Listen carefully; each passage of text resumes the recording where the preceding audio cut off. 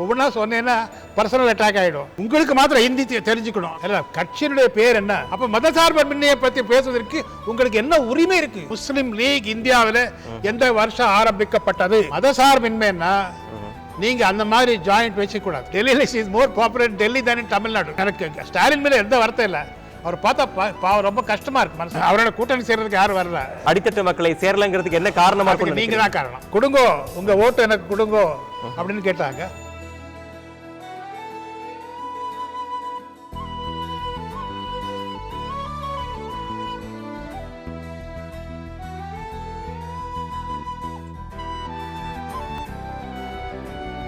Net TV for you நேயர்களுக்கு அன்பு வணக்கம். இந்த நிகழ்ச்சி நெட் டிவி ஃபார் யூ வழங்கும் சிறப்பு நிகழ்ச்சி.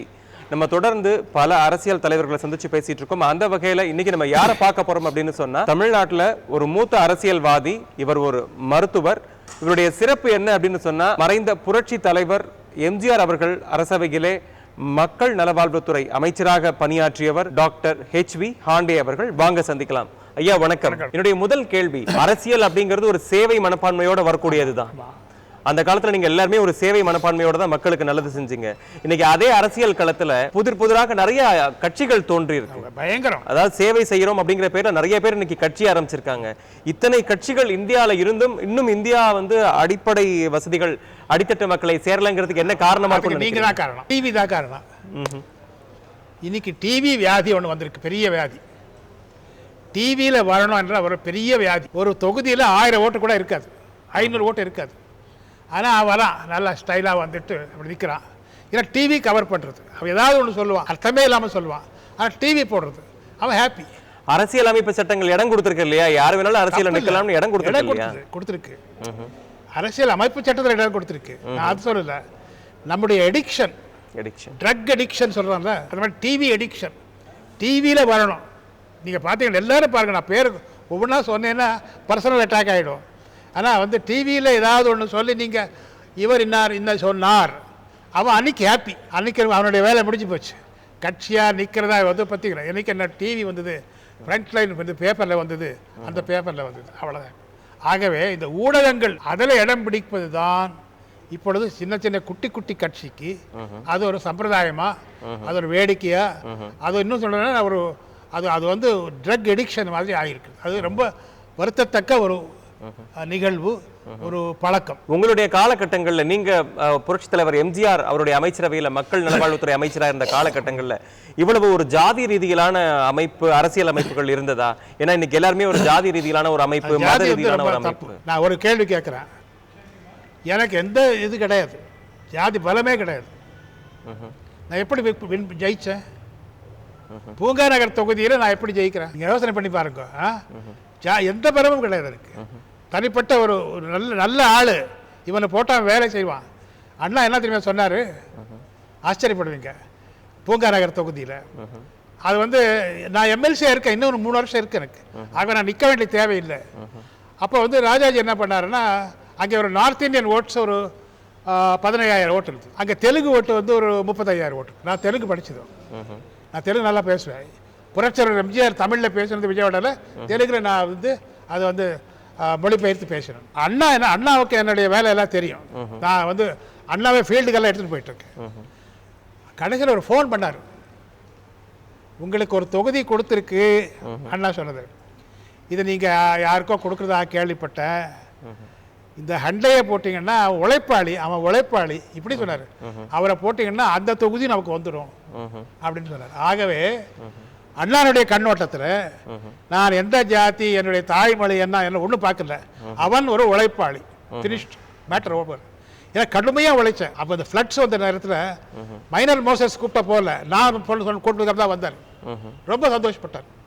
இப்படி வேறு நிறைய பயங்கரமாக வேலை செய்ய. அது பெரிய ஒரு புக்கை எழுதலாம், இன்னொரு புக் எழுத மாட்டேன். ரொம்ப அருமையா சொன்னீங்க சார்.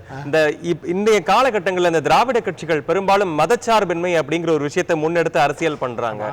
ஒண்ணு மதச்சார்பின்மை சொல்றாங்க, இன்னொன்னு தமிழ் மொழி. இந்த ரெண்டையுமே சொல்லி இன்னைக்கு அரசியல் பண்ணிட்டு இருக்காங்க. இது ஒரு சரியான பாதையா இருக்குமா? ஒரே வேடிக்கை என்னன்னா, இப்ப திராவிட முன்னேற்ற கழகம் ராமநாதபுரத்தில் யாருக்கு தகுதி கொடுத்திருக்காங்க? ஒரு இஸ்லாமியர் கட்சிக்கு. அல்ல, கட்சியினுடைய பேர் என்ன? முஸ்லீம் லீக். முஸ்லீம் லீக். அப்ப மதசார்பின்மையை பத்தி பேசுவதற்கு உங்களுக்கு என்ன உரிமை இருக்கு? நான் முஸ்லிம்ஸை மதிக்கக்கூடிய, என்னோட பக்கத்துல இருக்கிறது அப்துல் ஜப்பார், நான் மதிக்கக்கூடியவன், குடும்ப மெம்பர் அவருக்கு. ஆனா உங்க கட்சியை நிறுத்துங்க, திராவிட முன்னேற்ற கழகத்தில் நிறுத்துங்க. நீங்க வந்து லீக் ஆரம்பிச்சது யாரு?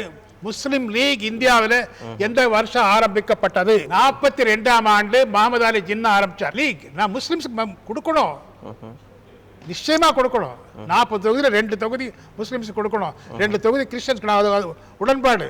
ஆனா இப்ப வருகின்ற 2019 பாராளுமன்ற தேர்தலில் அண்ணா திராவிட முன்னேற்ற கழகமா இருக்கட்டும் அல்ல திராவிட முன்னேற்ற கழகமா இருக்கட்டும், இரு கட்சிகளுமே அவங்க அப்படி பண்றதுனால பிரச்சனை வருது. அவங்க என்ன பண்றாங்க, ஒரு முஸ்லிம் வந்து லீக்னு சொல்லி ஒரு கட்சி பேர்ல பண்றாங்க. நான் என்ன சொல்றேன், மதசார்பின்மைன்னா நீங்க அந்த மாதிரி ஜாயிண்ட் வச்சு கூடாது. ஆகவே மதசார்பின்மையை பத்தி பேசுவதற்கு திராவிட முன்னேற்ற கழகத்திற்கோ அவர்கள் சார்ந்த கட்சிகளுக்கோ எந்த உரிமையும் இல்லை என்பது ஆதாரப்பூர்வமாக நான் சொல்ல முடியும். எதற்கெடுத்தாலும் இந்திய எதிர்ப்பு போராட்டம் அப்படிங்கிற ஒரு கொள்கையும் திராவிட முன்னேற்ற கழகம் தொடர்ந்து வலியுறுத்திட்டு இருக்காங்க. இப்ப தலைவர்கள் இருக்காங்கல்ல, அவங்க கனிமொழி ஆல்சோ எல்லாம் ஹிந்தி நல்லா பேசுறாங்க, ஃபர்ஸ்ட் கிளாஸ் பேசுறாங்க. அதான் அவங்க பாப்புலர் அங்கே டெல்லியில. இஸ் மோர் பாப்புலர் டெல்லி தான் இன் தமிழ்நாடு. தமிழ்நாட்டுக்கு அவங்களுக்கு இருக்கிற செல்வாக்கை விட டெல்லியில ஜாஸ்தி. ஏன்னா ஹிந்தி அழகா பேசுறாங்க. இல்ல அவங்க டெல்லியில அரசியல் செய்யறாங்க, அவங்க பேச வேண்டிய நிர்பந்தம் இருக்கு. அப்ப உங்களுக்கு மாத்திரம் ஹிந்தி தெரிஞ்சுக்கணும், மற்றவர் குடிசையில் இருக்கக்கூடிய மகனுக்கு ஹிந்தி தெரிஞ்சக்கூடாது. என்ன, தமிழுக்கு கத்துக்கணும், தமிழ் தான் முக்கியம். இங்கிலீஷை கத்துக்கோ, ஜெர்மன் லாங்குவேஜ் கத்துக்கோ, ஹிந்தி கத்துக்கோ, ஜெர்மனோட பிசினஸ் பண்ணணும். ஜெர்மன், என்னுடைய தம்பி ஒருத்தன் இருக்கான், அவன் வந்து ஜெர்மன் கிளாஸஸ் எடுக்கிறான். ஏன்னா அவன் வந்து ஜெர்மனுக்கு போகணும் இன்ஜினியரிங் காலேஜுக்கு, அதனால 6 மாசம் எடுத்துக்கிட்டு போறான். இந்த இந்தியாவில் கிட்டத்தட்ட வந்து 360 எம்பிஸ் ஹிந்தி பேசக்கூடியவங்க இருக்காங்க. ஒரிசாவில் ஹிந்தி பேசுறான், எனக்கு ஒரிசா பேஷண்ட்ஸ் வராங்க. ஒரியா அப்போ ஹிந்து மாலும் எனக்கு கொஞ்சம் ஹிந்தி தெரியும் சொல்றான். ஸோ நீங்கள் அது ஒரு கருவி. Why are you emotional? அது வந்து நீ மோட்டர் காரில் போகலாம், சின்ன கல்லில் சைக்கிளில் போகலாம், வண்டியில் நம்ம சொல்றது அது வந்து ஒரு நம்ம போகிறதுக்கு ஒரு கருவி. என்னுடைய அடுத்த கேள்வி, இப்ப வரப்போற பாராளுமன்ற தேர்தலில் வந்து அண்ணா திராவிட முன்னேற்ற கழகத்தோட பாட்டாளி மக்கள் கட்சி கூட்டணி வச்சிருக்காங்க. இந்த கூட்டணியை வந்து திராவிட முன்னேற்ற கழக தலைவர் திரு ஸ்டாலின் அவர்கள் வந்து தொடர்ந்து விமர்சனம் பண்ணிட்டே இருக்காங்க. என்ன பண்ணுறது, அவருக்கு வேற வழி இல்லை. அவரோட கூட்டணி செய்யறதுக்கு யாரும் வரல.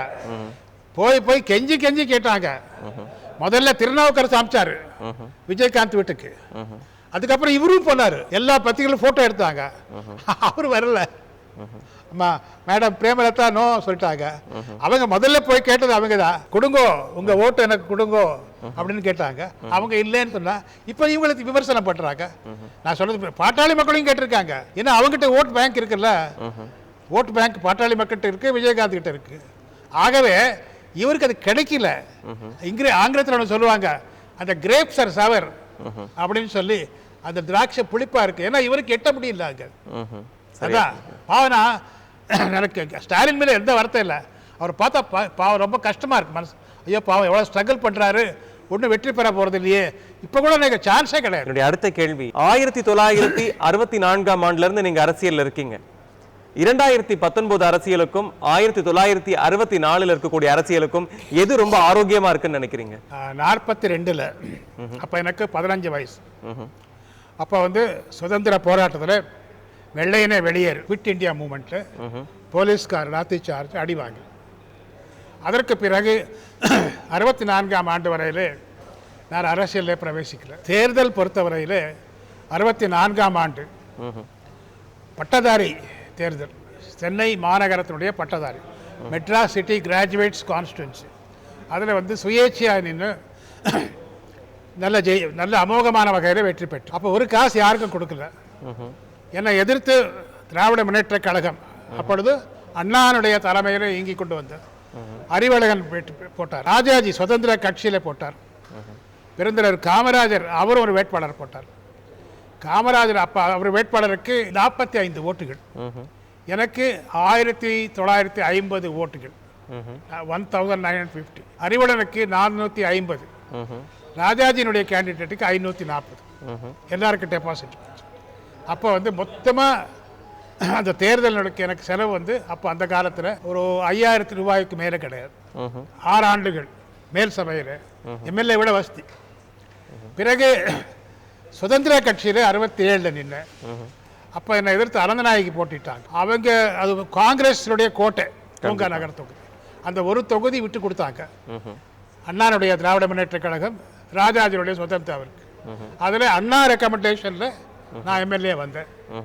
ராஜாஜி இன்னொரு நார்த் இந்தியன் போடுவதாக இருந்தது. அண்ணா சொன்ன இவரை போட்டால் அது அந்த தொகுதி நமக்கு வரும்னு சொல்லி அந்த ஃபோட்டோ தான் என்னுடைய புக்கில் முதல் படத்தில் போட்டிருக்கு. அந்த புக் அது அந்த காலத்தில் வந்து ஒரு 25,000 ரூபா செலவாச்சு. அடுத்து 71 அப்போ ஆசை தம்பி எதிர்த்து போட்டி போட்டேன். அதில் வந்து ஒரு 50,000 இருக்கும் செலவு.